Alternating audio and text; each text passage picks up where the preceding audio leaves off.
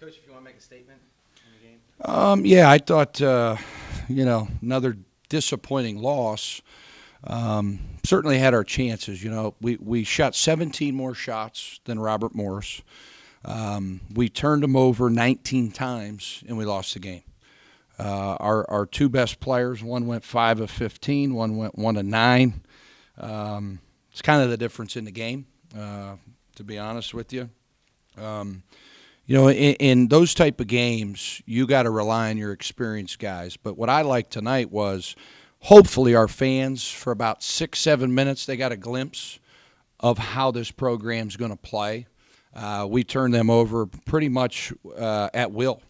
We just couldn't convert because we're so young and so inexperienced. But as I told them in there, it's hard as a head coach to see 19 guys so down and out.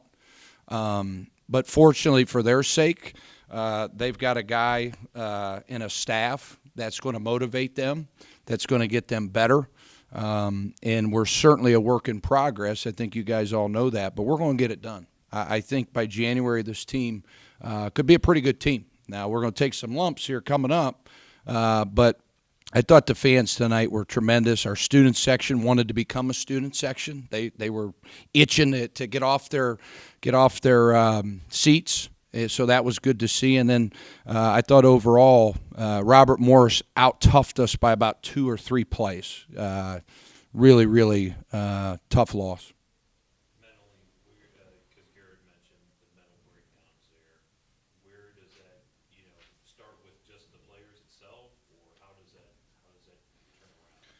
Well, when you're young and you've never been on a college basketball court, you're seeing some of the most bizarre plays. I've never seen some of the plays that we're making.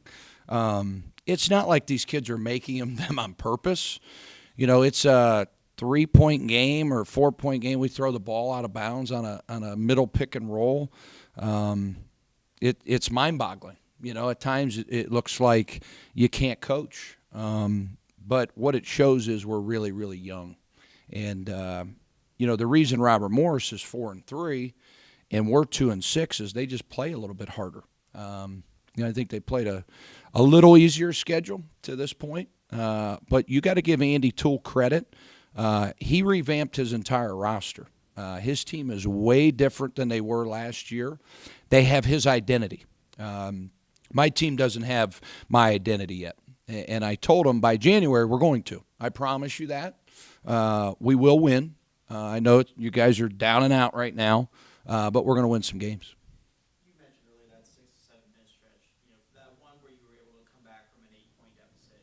For that stretch, is that the point where you can say Well, this is what Jerrod Calhoun basketball? Well, that's the style. When you fly around, and I always tell our guys in the huddle, I said, guys, do you hear the crowd? Youngstown people want their team to reflect Youngstown. That's why I came here. That's why I agreed to take this job, because I relate to Youngstown. Nobody's ever handed me anything in my life, to be honest with you. Didn't come from a whole lot. So I had to scrape, I had to claw, and we got to get our players to do that. When they did that tonight, they looked really good. You had 3 freshmen and a sophomore, and a junior that didn't play a whole lot last year. Jeremiah Ferguson's a freshman in my book. Devin Haygood played half the game last year. He was barely used. And then you had 3 freshmen in the game at most of the time. So, it's just you got to keep plugging away. Nobody likes to lose, but sometimes you just got to keep your kids going by showing them the positives. Like we'll cut the tape up here tonight and we'll show them all the hustle plays, all the time they got on the ground, and you saw the fans erupt. They loved it. You coach a lot of basketball at different levels. Knowing the pieces you have, young and old, It's hard. how Hard. frustrated It's hard. are you right now? It's hard. Our culture we're trying to create is totally different than what's been here for a long time. I said it last week. We got to get the losing mentality out of here. I asked our trainer, Todd Berkey. It was really interesting when we lost in Sioux Falls. There was some guys that I didn't think took the loss very serious. And he said, Coach, it's been like that for quite some time. To me, losing's unacceptable. You got to represent Youngstown State with a lot of pride. I know when I walk into the building every day, I'm very, very grateful that Ron and President Tressel gave me this opportunity, and I haven't wasted a day. And we got to get our players to have that mentality and get that losing. Losing's not acceptable. It's not what we're about. And I just think the next 30 days with a lot of practice, they're not going to like me very well. But hopefully by January, when you see us in Horizon League play, you see a team that's gotten better. Do you end up breaking them down a little bit and then building? Yeah, right now they're pretty deflated. So, it's you talk to a lot of these coaches. You look at our region, you look at Duquesne. I mean, they lost to Robert Morris. They lost to Cornell. You look at Cleveland State, they're struggling. You look at Akron. You look at ourselves. You look at 4 programs that are probably going through the same thing. I'm sure all 4 head coaches aren't sleeping. I'm sure all 4 head coaches are trying to figure out their lineups. Everywhere I go in town, they tell me, like today I was at the barber shop, and the guy says, well, wait till you get your own players in there. And that sounds good, and certainly will be better once kids learn the system. But, when I got here, I told Cam Morse, I told Ryan Strollo, I told Francisco Santiago, you guys are my players. So we want to win for those guys, but it does take time. It is a process, and the game experience is hurting us at times, or we probably would have, won a couple more. It's not good, John. It's not good at all. I mean, the knee shifted. Sad. That's one kid that he's everything's right in college athletics. It really is a shame. Going into your senior year, you're not going to get the year back. It's like, to me, a kid like that, he should be a redshirt and guarantee that year back. And he wouldn't get it.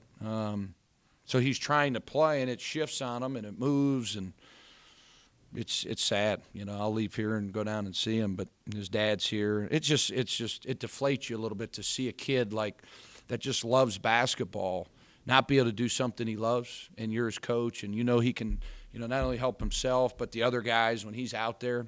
He just can't be out there that much. Why didn't things work out for Braun and Cam tonight? I don't know. I mean, I look at Braun's stats.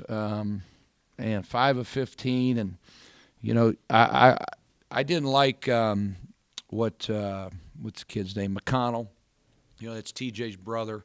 He was talking a little trash the last 3 minutes of the game, but that's who he is. That's who the McConnell family is. They're tough. They're gritty. You got to give that kid a lot of credit. He did a tremendous job on Cam Morse. He didn't even let him touch the ball, and then when he shot it. Obviously got a hand up, and Cam was 1 of 9, 0 for 5 from 3. Braun was 5 of 15. So I think they did a tremendous job of guarding those 2 guys, and it showed. I mean, Cam seemed like you would think that would be something that he's. When I played, I loved it. I would love to have won at Matty McConnell tonight. But, Cam has to improve his percentages. You look at his percentages really over the last 2 years, they haven't been very good, just to be honest with you. He's a high-volume shooter with low percentages. The really efficient players, if you look at their percentages, they're really high. So Cam's got to roll up his sleeves. He's got to get in the gym. He's got to be resilient, and he's got to start making those shots. Yeah, it's going to be fun. What's the mindset? This is a tough stretch. I don't know. We'll probably make $370,000. I know that's a good thing. But you got DePaul this Saturday, so we'll leave Friday. Then you got Butler, which will be a historical place. A lot of our guys haven't played there. It's an awesome venue. And then you're going to go out west. You're going to go to Utah State, and then you're going to get Idaho State, and then you're going to finish up with Indiana. So those are the 5 games. We knew what we were in for.